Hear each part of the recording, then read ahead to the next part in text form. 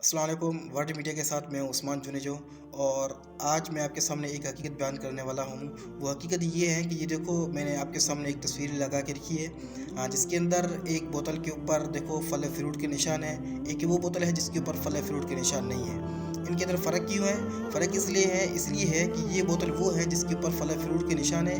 ये बोतल पाकिस्तान के अंदर इस्तेमाल होती है, यहाँ के लोग उसकी तहकीक नहीं करते इसलिए। और दूसरी वो बोतल है जिसके ऊपर फल फ्रूट के निशान नहीं है।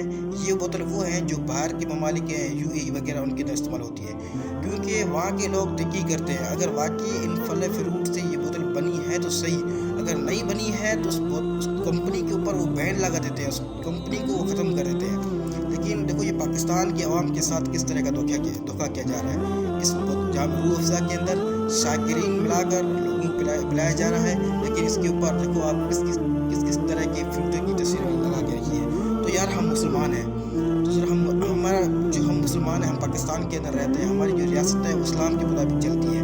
तो इस्लाम को फॉलो करते हुए हमें इन चीज़ों से बचना चाहिए। हमें मुसलमानों को एक्शन लेना चाहिए इन कामों के अंदर। यार, हम मुसलमान हैं, हम इन कामों को नहीं बर्दाश्त कर सकते। अगर गैर मुस्लिम इन कामों को नहीं बर्दाश्त कर सकते तो हम बिला औला इन कामों को नहीं बर्दाश्त कर सकते।